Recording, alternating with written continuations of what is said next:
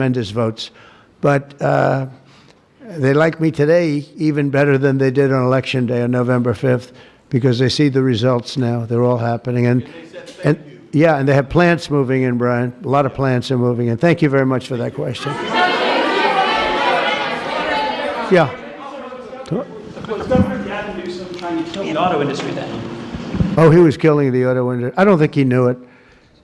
I think he's a guy who he's just got a faulty thought process. You look at that train. The train is the most. I've seen people, stupid people with cost overruns for years. I've watched where something would cost twice as much or 3 times, 20 times more. It's the most incredible disaster I've ever seen.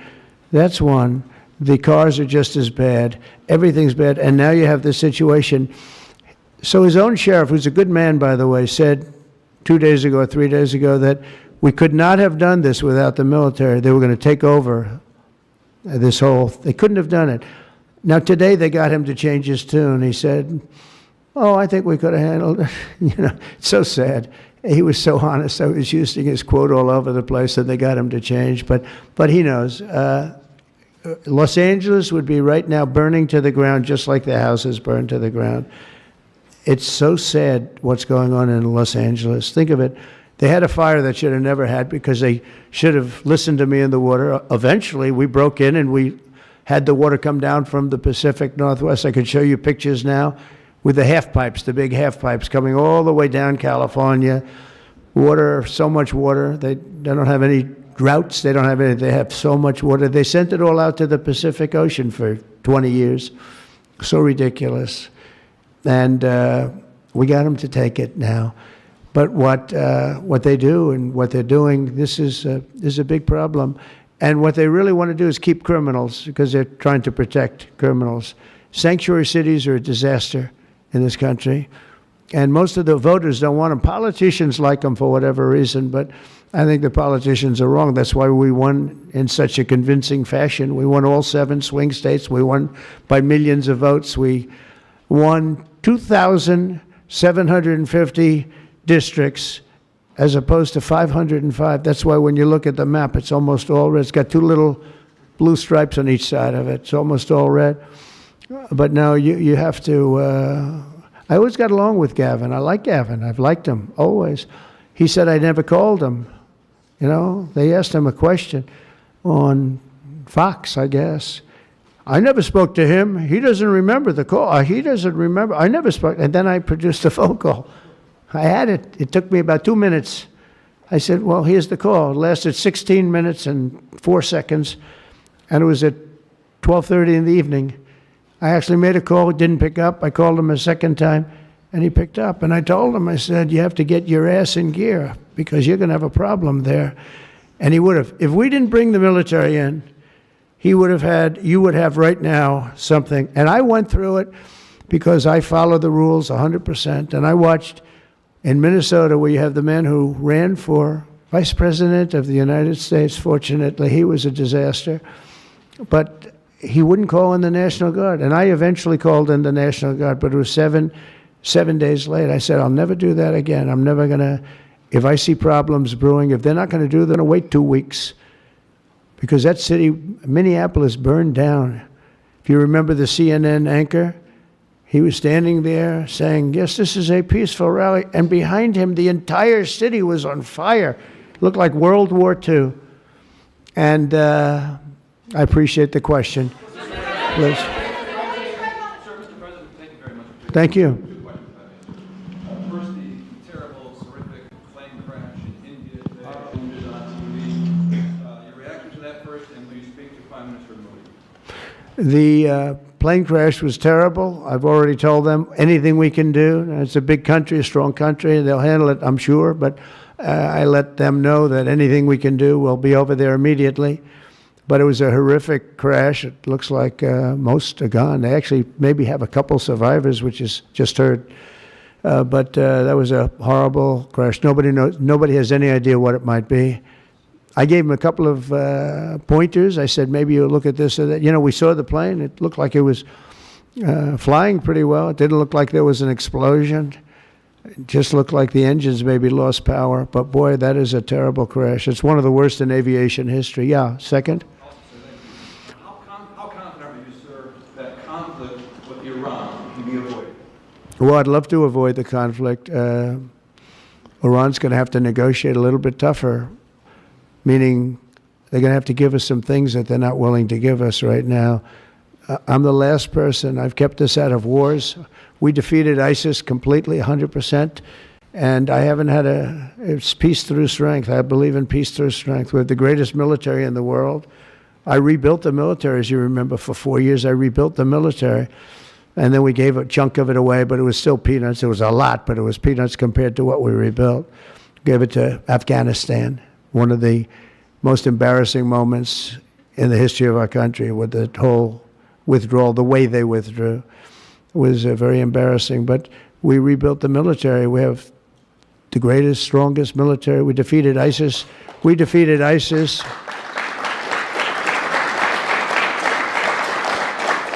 We defeated ISIS in 4 weeks. It was told to be 5 years. It was going to take 5 years, anywhere from 4 to 5 years.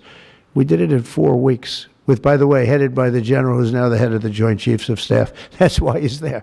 He said it would take 4 weeks, and he did it in 4 weeks. He did actually a little bit faster.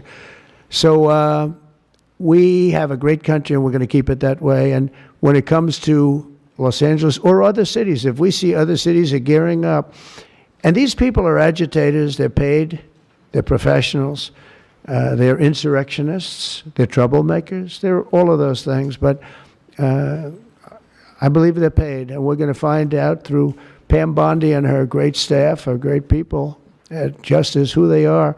And Mike, I think you're doing some investigations in that in Congress, but we're going to find out who they are, because they're really, I think what they're doing is unbelievably illegal. Just one thing, so they took the bricks away from people. They're walking in with satchels of bricks.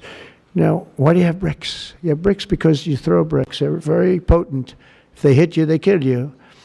And they took him away. The military took him away. They saw him. What the hell is this? The guy could hardly carry him. Many bricks. He's a strong guy. Couldn't carry him. And they saw that, and they took him away. Then they found others with bricks. But they're ingenious. They also brought hammers along, very heavy hammers. And I saw them pounding the curb and pounding the sidewalk. And it was like a military operation. This guy's pounding strong, boom, big shots. And it was breaking up granite. The granite curb was breaking up, and the concrete was breaking up. And there was lines of people standing there, and they're handing him. And then he stopped handing him. They just went down and picked him up. It was so professional. I said, that's a professional organization. This is not like people at random. This guy's breaking up because they couldn't use the bricks. So who would think of this even? Did a lot of damage. A lot of curbs are broken. A lot of sidewalks broken. But I never saw that before. That's one I haven't seen. I thought I saw it all. And they have it on tape. And with that, people get killed. You know, they go to the bridges and they drop the concrete off the top of the bridge with a car coming along at 70 miles an hour, and the person dies. And we had a lot of car problems. You saw that. They were all over the road. They were littered all over the road, where the cars got stopped by concrete going through the front windshield. Now, these are bad people. If we didn't go, Los Angeles right now would be on fire. It would be a disaster. And we stopped it. And last night was very good. Nobody showed up. You know why they didn't show up? Because we were there. If it was just the police, because the police are great. I know those police, they're great, but they're told not to do anything. They're not allowed to act. Thank you.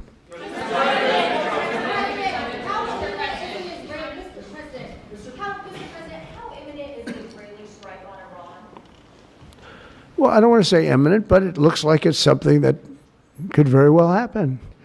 Look, it's very simple, not complicated.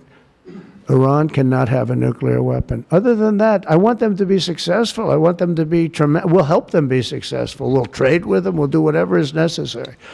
You know, I stopped a war between India and Pakistan. And I stopped it with trade. Nobody, I don't think I've ever seen a story written about it, but it was pretty cool. They were getting ready. Pakistan was their turn to hit, and eventually they're going to go nuclear.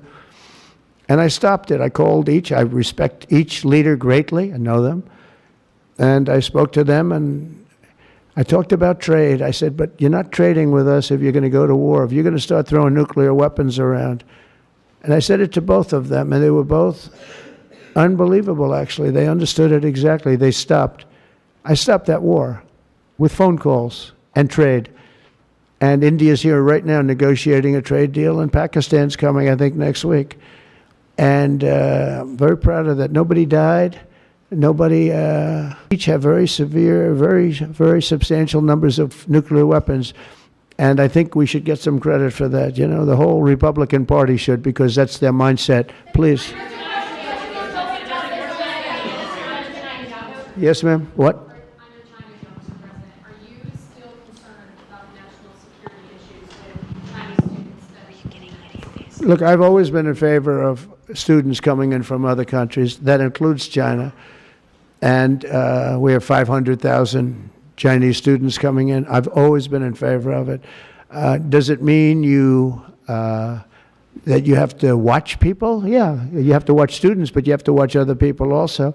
I've always been strongly in favor of it. I think it's a great thing. It's also, it's good for our schools. It's good for, I think it's good for our country. I'm also in favor of having them stay. I've been in favor of letting them stay. If you get educated for 4 years, you're willing to get educated for 4 years. I like people being able to stay. You know, they have some great students. You have some, these are Republicans clapping, you know, because a lot of Republicans don't like that idea. I happen to like it. I'm a real Republican, believe it or not. But I like the idea. They go 4 years. To me, that's almost like, you know, just buying your way in a very legitimate way. And, you know, you have stories where Apple wants to hire somebody and they can't hire him because he can't stay. He went to a great school. He finished first in his class. They made him a big offer and everything's done, but he has no idea whether or not he's going to be able to stay. And I'm all for making sure that people like that can go to work for all of our great companies. And you know what they do? They go back to their country, and there are stories that are all over the place. They go back to their company, and they start a company just like they were going to start here. They end up starting it in China or India or someplace else, and now they're among the richest people in the world. They've got thousands and thousands of employees that make it great. This is happening all the time because they're not allowed to stay. And I think we'll probably end up doing something about that, right? I think. Yeah, go ahead. Go ahead. You in the blue, please. Light blue. Thank you, Mr. President. How close are you to setback between Ukraine and Russia? We see a very bad escalation. Are you going to leave it in the hands of the Europeans? I'm very close to the situation. I'm in Russia, but I'm disappointed in Ukraine also because I think deals could have been made. And, you know, we're losing 5,000, 6,000 people a week, soldiers mostly, but also people living in towns because they're getting hit by missiles again. How'd you like to live in a building and you think a missile has a good chance of hitting your building during the evening? It's horrible. Must be horrible to live like that. But, I mean, we'll get it, but it's, I'm disappointed that it's not done.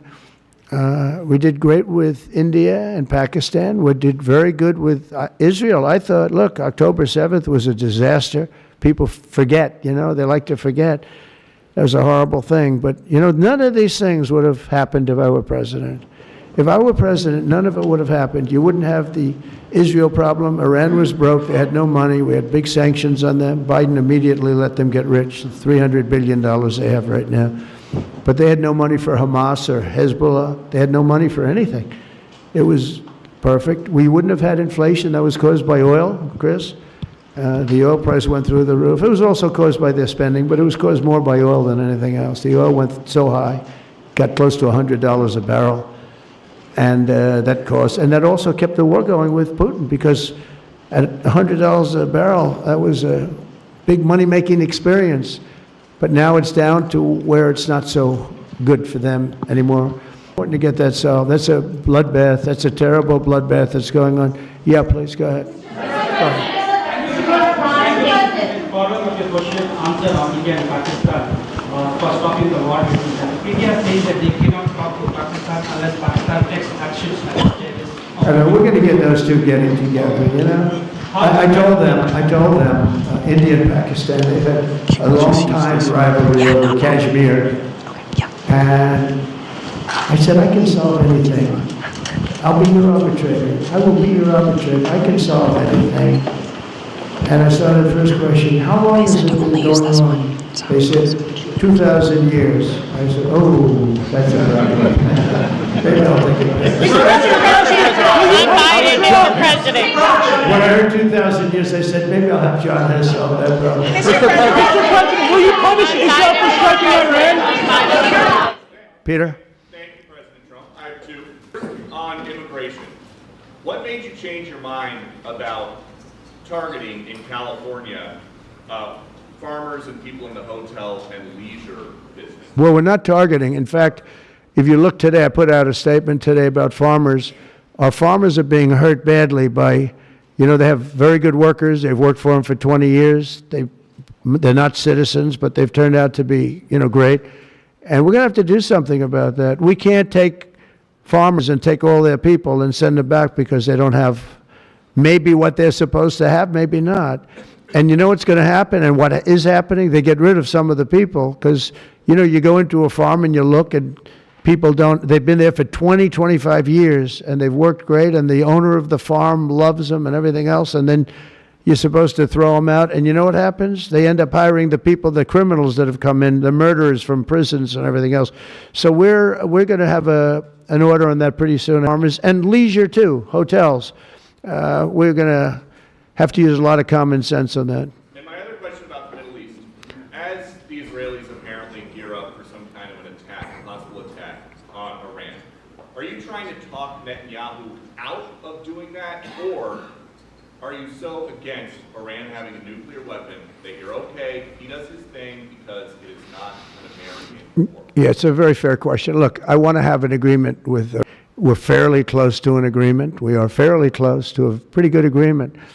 It's got to be better than pretty good, though, but it's got to be, I'd much prefer an agreement. As long as I think there is an agreement, I don't want them going in because I think that would blow it. Might help it, actually, but it also could blow it. But we've had very good discussions with Iran. Whether or not we get there, I can't tell you, but it'll happen soon. I say this, Peter, very strongly. They can't have, whether it's going in or not going in, they can't have a nuclear weapon. I'd prefer the more friendly path. And can you tell us what the Israelis told you that made you start to evacuate the dependents of servicemen and women who are stationed in the Middle East? They didn't tell me anything, but I said, look, there's a chance of massive conflict. We have a lot of American people in this area, and I said, we got to tell them to get out because something could happen soon. And I don't want to be the one that didn't give any warning and missiles are flying in. It's possible. So I had to do it. I had the choice. Do I do it or not? Doing it has its downside, but it also has its upside. Like, you're going to save a lot of lives if it should happen. Hopefully that doesn't happen. Right? Thank you. Mr.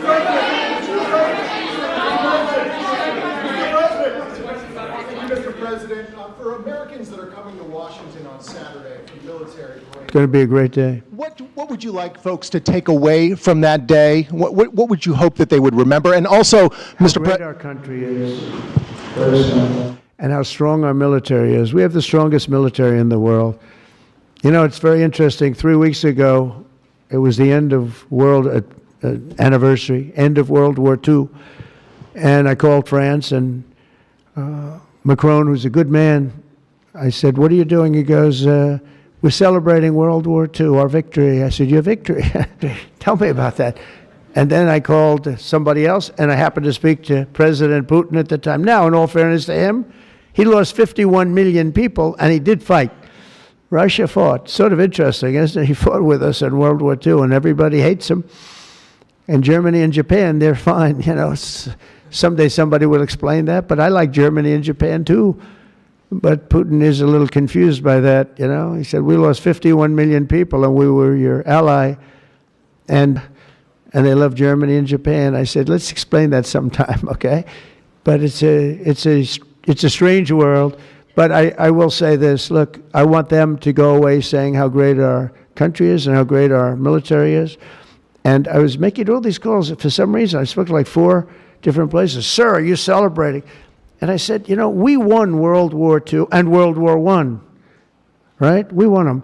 And yet we're the only country that doesn't celebrate. Everybody's celebrating except us. And I said, we should celebrate too. Several No Kings protests planned across the country on Saturday as well. What are your thoughts on those? What do they call it? No king? No Kings. I don't feel like a king. I have to go through hell to get stuff approved. A king would say, I'm not going to get this. A king would have never had the California mandate to even be talking to him. He wouldn't have to call up Mike Johnson and Thune and say, fellas, you got to pull this off, and after years we get it done. No, we're not a king. We're not a king at all. Thank you very much. Go ahead. Yeah, go ahead. Sir, Go ahead. Mr. President, sir, you made a lengthy posting today on Truth Social about Senator Rand Paul. Do you expect to see him at the picnic tonight, sir? I do. I look forward to seeing him, actually. I like him. He's the hardest vote in the history of the U.S. Senate to get. Probably won't get him, but he's a very tough vote. I mean, he's a very tough vote. He's always been a friend of mine. You know, I endorsed him and got him elected. I got him elected twice. But I don't think he understands how great this bill is. This is a great bill. No tax on tips, no tax on, the Social Security payments. It's unbelievable what happens. No tax on overtime.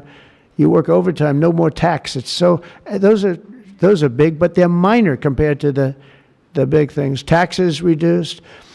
And let's look at the other side. If it doesn't get approved, a 68% tax increase, 68%, including the fact that the Trump tax cuts kick in.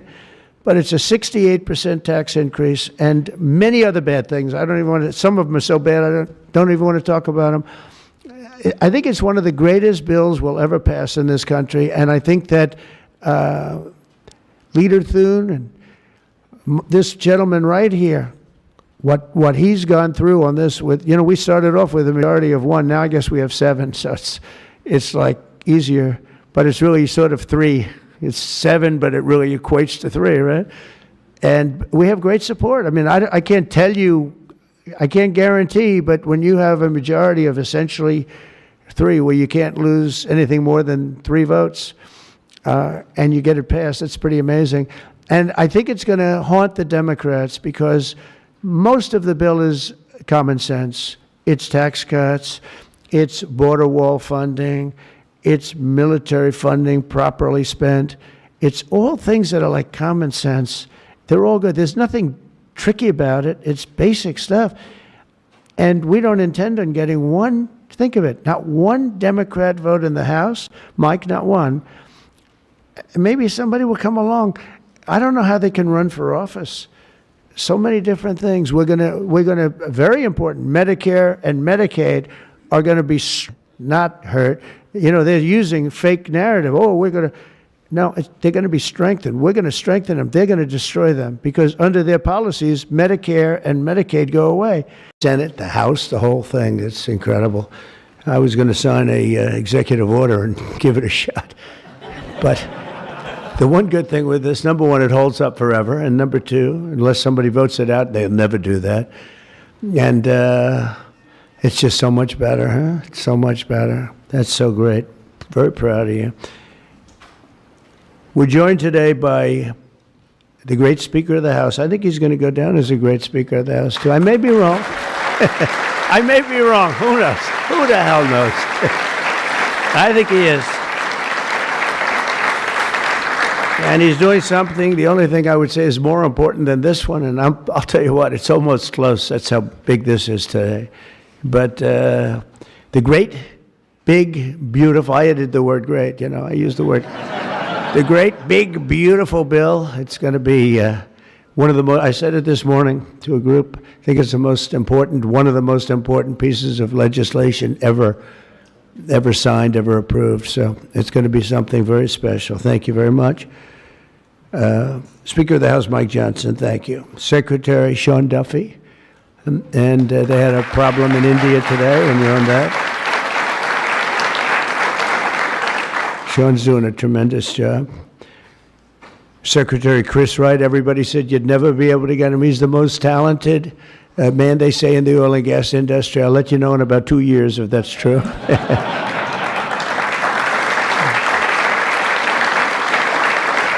Well, Doug Burgum, I wanted Doug Burgum to head up energy because he was so successful in North Dakota. He's governor. And he said, sir, there's one person who's much better than me. I said, who? They said, Chris Wright. I said, who the hell is Chris Wright? I had no idea. Now everyone knows Chris Wright. He's going to be more famous than me.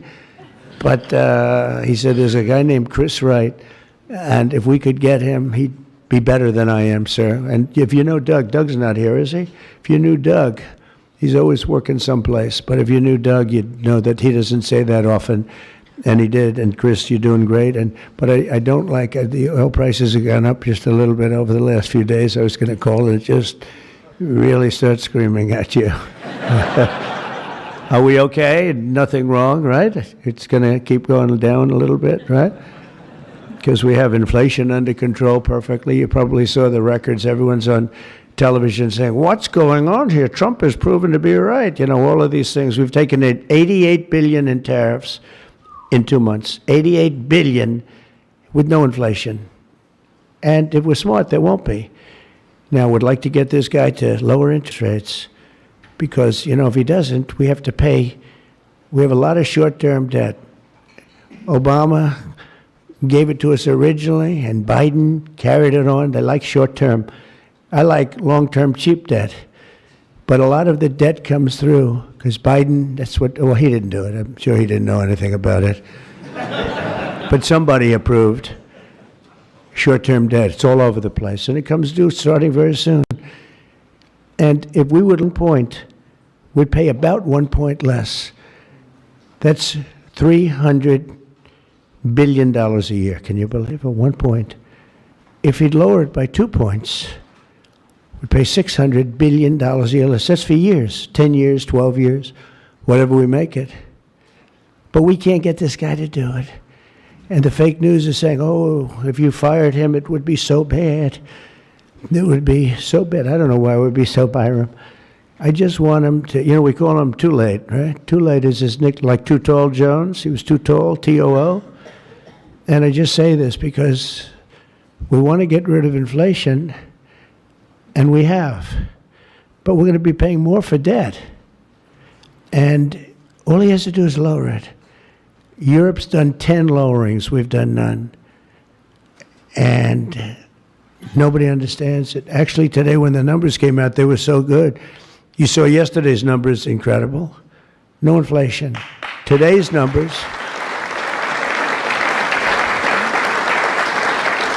Today just came out, same thing, no inflation. They're all shocked. All these guys are watching from business, CNBC, and all of these different networks.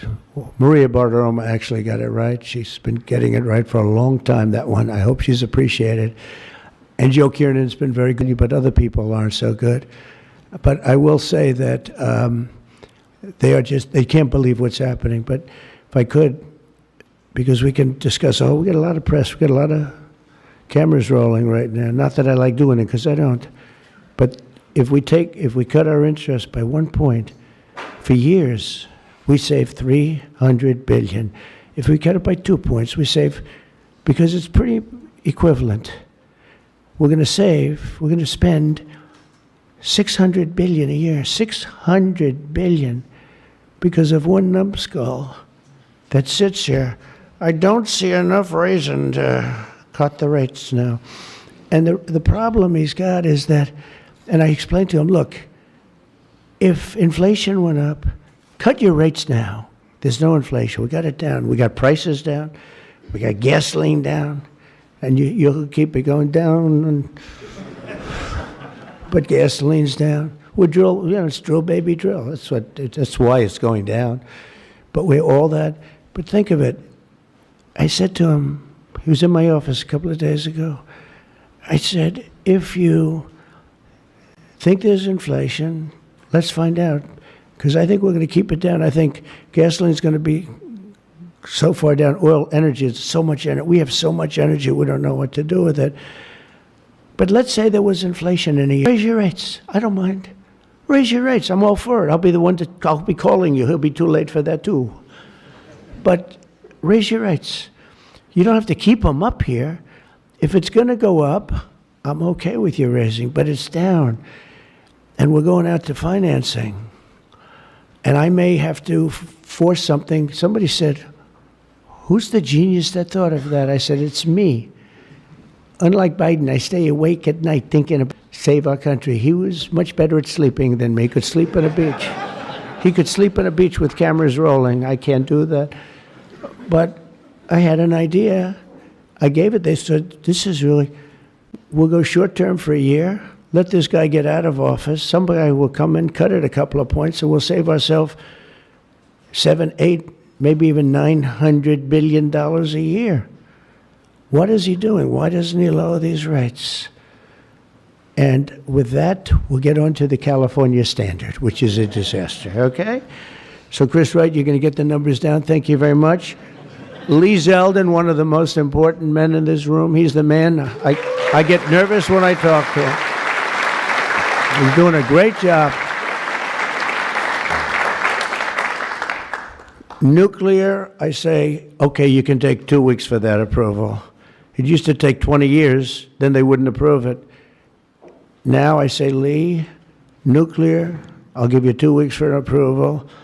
A coal-fired plant, you only get a couple of days. And oil and gas will give you a week, okay? Something like that. But he's doing it so fast, and we have so many plants being built right now. It's so beautiful to see.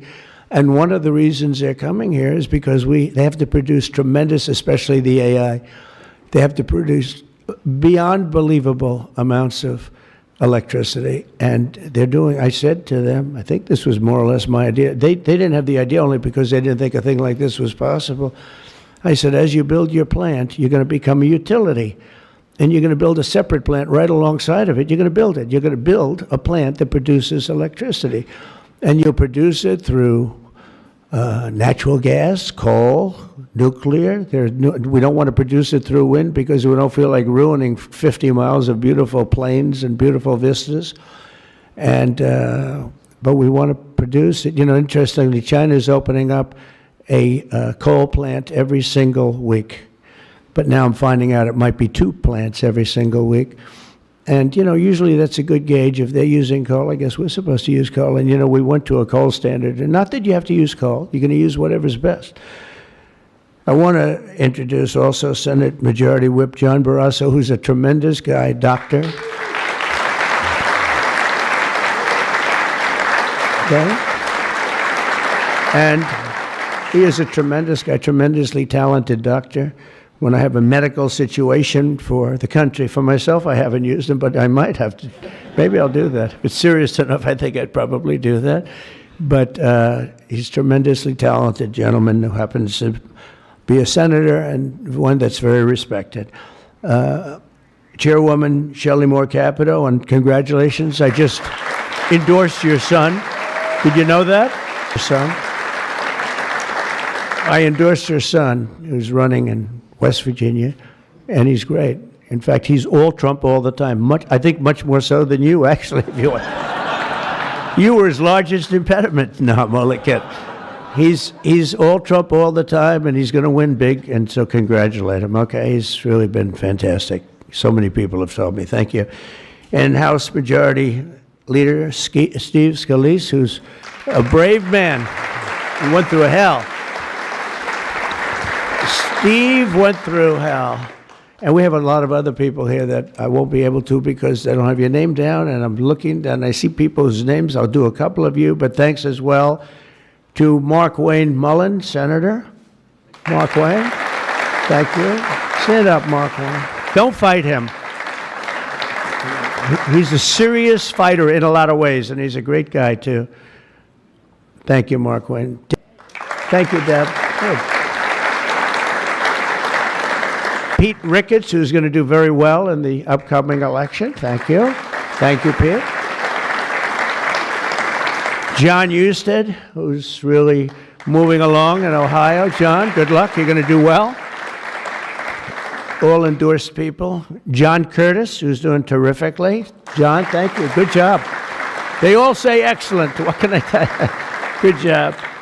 And Bernie Moreno, who won a race that was not winnable. They all said it's not winnable.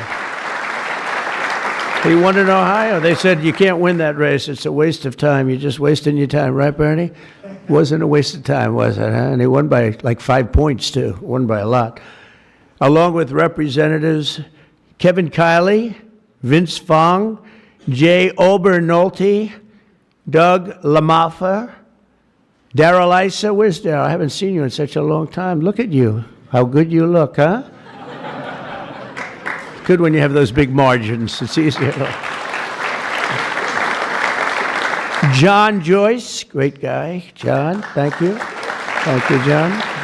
Dusty Johnson, Morgan Griffith, Troy Balderson, Troy from a place called Ohio, and he played very cute at one time, but then he got, boy, I'll tell you, he's become a good politician. Where is Troy now? Where I haven't seen him used for years. I endorsed you early when he was early and younger, but you still look young, and you've done fantastically good. Good work, really good work. Claudia Tenney, New York. Claudia, thank you, Claudia. John James, I don't know. You know, he's running for governor, but I'm not sure I'm happy about that, John. Do we have somebody good to take your seat? Because otherwise we're not letting him run for governor. We can't.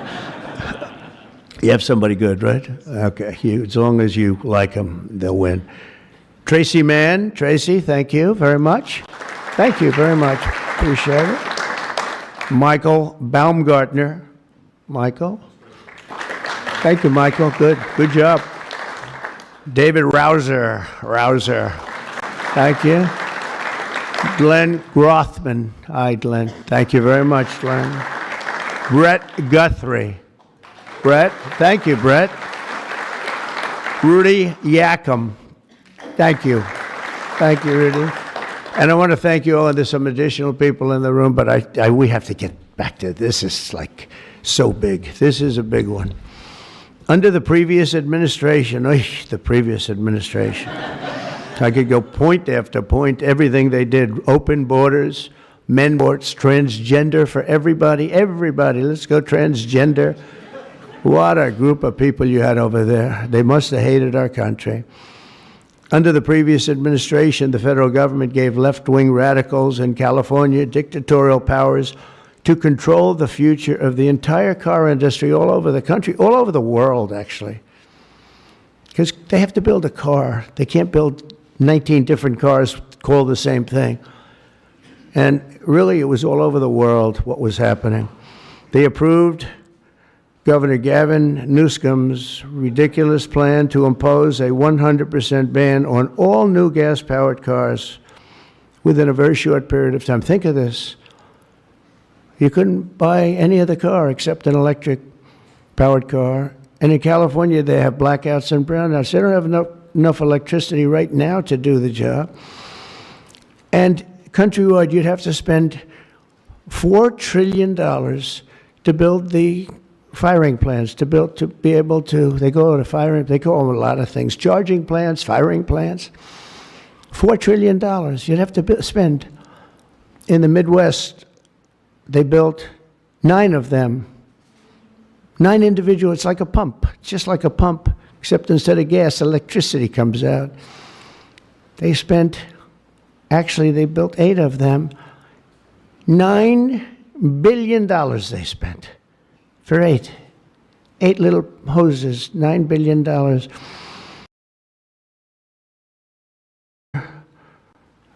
Gavin's ridiculous is so ridiculous. By the way, if I didn't bring the military in, Los Angeles would be burning down right now. Be burning just like his damn houses burned down because he didn't have the water that he should have had. He had so much water. They have so much water. We had to send in the military to free up the water. And we did that right after the fires. We told them to do it in the first term.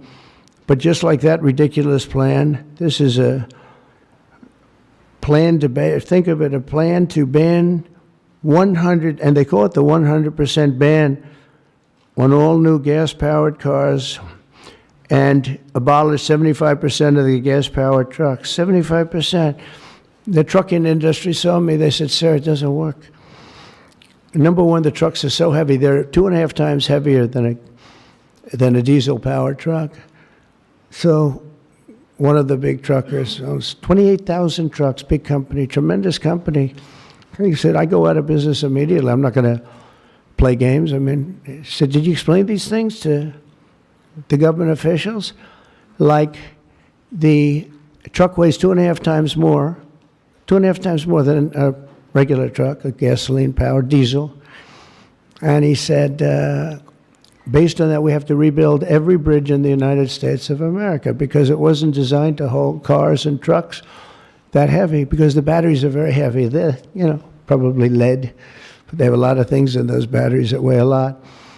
But it's 2.5 times. It's a simple number, 2.5 times. And if you want to do this, you have to spend trillions and trillions of dollars on rebuilding every bridge in the United States, and I guess throughout the world, because they do follow us. And the big rig buses and even cement trucks, they want to abolish certain categories of truck, but they want to go 75% of all of these trucks have to be abolished almost immediately. I mean, the time is just crazy. And they don't go far. Another little problem. With a tank of diesel, you can go from New York to Los Angeles if you want to go to Los Angeles right now. But New York to Los Angeles, and you can go back a little bit. With the electric truck, you'll stop approximately 6 times. Enjoy your stop. And the truckers saw me, and I said, did you just explain this? Because this is like, if you explain it, if a person's reasonable for that, he said, we explained it, they didn't care. They said, we're going all electric. They can't be stupid because anybody that can cheat on elections like them is not a stupid person. But they must hate our country. But I said to this big trucker, he said, sir, I've been buying trucks my whole damn life. He's a rough guy, smart guy. He said, I got thousands of them. I've been buying them for 50 years. And every single year they got better. They got more efficient, they got bigger, they got stronger. I build apartments in my trucks now for the drivers. I said, what's an apartment? That's on the cab. They put this thing. And sir, I know you like luxury, but you wouldn't mind living in one of these. I said, maybe I would, maybe I wouldn't. I mean, it doesn't sound too appealing, but I said, so what's the problem? He said, so I noticed one thing. For 50 years, every single year, one thing happened. They got better. They got stronger. They got more efficient. They got faster. They could carry any load. If we went to this standard, we'd go back beyond 50 years. They wouldn't go as far as a truck from 50 years ago. It would be too heavy and have all the other problems. He said, we'd be going backwards. We'd be taking a trucking industry, would be starting all over. But actually, it would be worse because it was better 50 years ago than. So if I don't win this election, this was before the election. He said, you don't win the election, I'm going to close up my business because I'm not going to lose he said, I'm not going to lose my ass. I know exactly what's going to happen. It's going to be a catastrophe. It's the craziest thing I've ever heard. They're making you buy stuff that doesn't work. It's no good. It doesn't work. And I'm all for electric. If you want to buy electric, you can buy electric. Cars are great. If you buy the right ones, cars are great. And you should be given the option, buy the electric car, buy a gasoline-powered car, buy a hybrid. Probably not hydrogen, because hydrogen has a tendency that when it blows up, you're gonzo. It's over.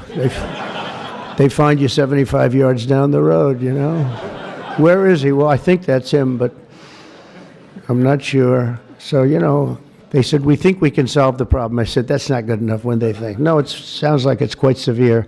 If it doesn't work, Steve, it'll work most of the time, but if it doesn't, it's over. It'll make your accident look like peanuts compared. You wouldn't be around, I'll tell you, because it's pretty bad. But some people like it. I don't know. Let's see what happens. But I would say it's off to a bad start. But because of the size of California's population and the fact that 17 other states follow California, that's the problem. 17 other states follow California.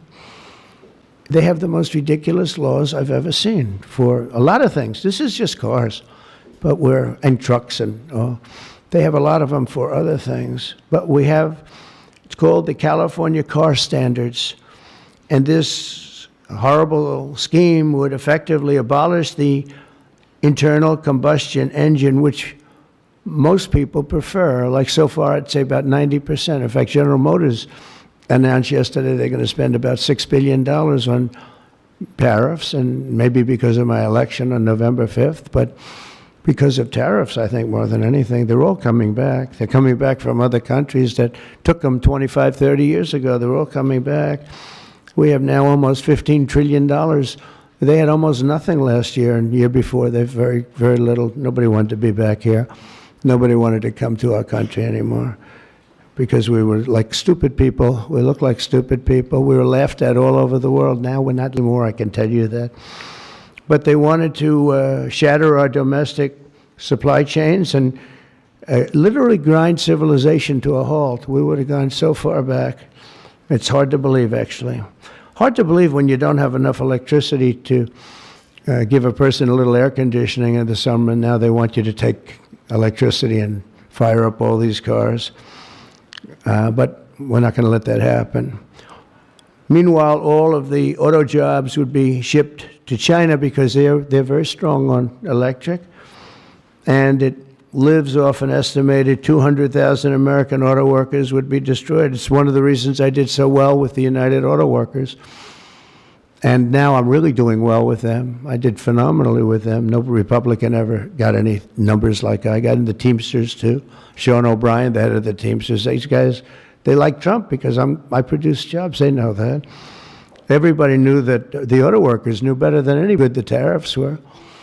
And the head of the auto breakers, I don't know him at all, but he didn't like me at all. Now he's going around saying, this guy's unbelievable.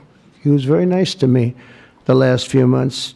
During the campaign, no, but if I've proven, I've proven it. I've done what I said I was going to do, and we've brought back tremendous numbers of jobs. And you're having auto plants built all over the country, all over. There's never seen anything like that. They're leaving from Mexico. They're leaving from Canada. They're leaving from other parts of the world. If they want a Mercedes-Benz, you're going to have it made here. It's okay to have a Mercedes, but they're going to make it here. Otherwise, they're going to pay a very big tariff. They already are. That's one of the reasons we have $88 billion.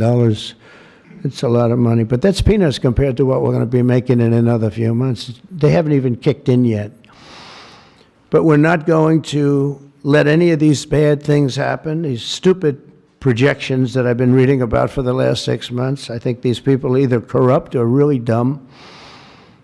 And they're supposed to be economists. In the campaign, I promised to end this disaster, and today our Republican majorities in Congress have delivered. And I don't know, I can't imagine. It's so obvious. It's so good. Did we get any Democrat votes? Did we get one? Two? Who? 35. Yes, sir. I think that's great. I think that's great. You got 35 Democrats. 35, yes, sir. I think that's great. That, as far as I'm concerned, one in the Senate. On something that's so good. But who is the one? Well, I shouldn't have asked. I congratulate her. I don't care. I think it's great. It's very interesting. Why did I ask that question, Mr. Speaker? But in a few moments, I'll sign 3 pieces of legislation that will kill, totally kill. You can't do anything about it. They can't take us to court. They can't do any of the things they can do with the executive orders. And it's permanent. I'll sign 3 pieces of legislation that will kill the California mandates forever, and they're never coming back. Now, the auto companies are the most happy because now they're going to be designing and building one auto. It will be much cheaper. It's a much less expensive. They were showing me, one of the most respected people was showing me that to save a little, like a half a glass of fuel, Cost them thousands of dollars with new computers and stop it. The engine has to stop and then turn on and blah, blah, blah. And I said, does it work as well? No, it's terrible. It's terrible. And that's to save a little bit of fuel, this much fuel that Chris Wright can produce with one extra little oil well someplace, right? One little, a small one, a very small one. But think of it, your cars are going to cost you $3,000, $4,000 less, and you're going to have what you want. And again, you can get any car you want. You can get electric. A lot of people love the electric. They like Tesla. So do I, in all fairness. I like Tesla. And I like others too, but I also like combustion engines. And the reasons for a lot of things. When I was in Iowa, we had an unbelievable victory, if you remember. Remember? That was nice. You won by like so much, nobody even talked about anything else. But that was a great victory. But it was unbelievably cold that night. And I was going to watch my victory in the area where I was going to make a speech. And the whole place was littered with cars. I said, what happened?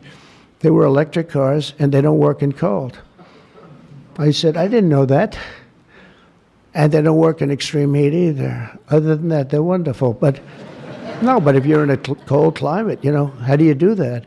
But they're electric cars, and I noticed that, and then I didn't pay much attention because we won by about 65 points. So I was more interested in that. But I do remember that scene. I said, what the hell is going on over here? This historic action will also help us reduce inflation and bring down the price of automobiles and electricity very, very substantially. We're building massive electricity right now. It's already started because of that guy right there, Lee Zeldin. By far the most important man in the room, Mr. Speaker. Stand up, Lee.